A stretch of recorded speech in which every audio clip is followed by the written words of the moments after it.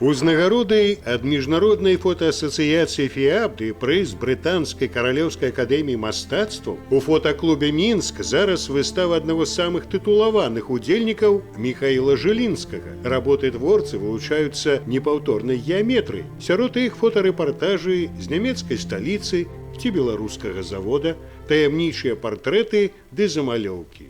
В каждой работе у него какая-то своя изюминка. И я заметил, что он не повторяется ни в чем. То есть ни в техниках не повторяется, ни в подходе по композиции кадра, ни по сюжету.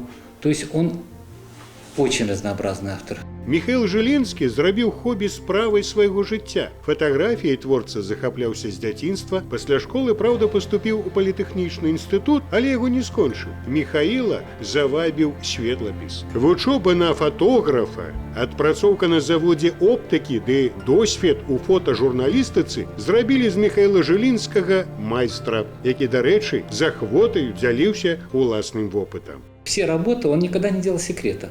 Он рассказывал, как он их делал. То есть вот у Миши не было секрета от коллег никаких.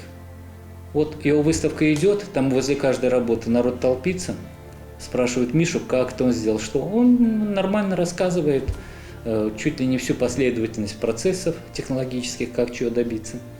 И добивался. Поэтому у него было очень много последователей. Работы Міхаіла Жылінскага прадстаўленыя ў фотаклубе Мінск. Наведаць выставу, прысвечаную памяці творцы, можна да 29 кастрычніка.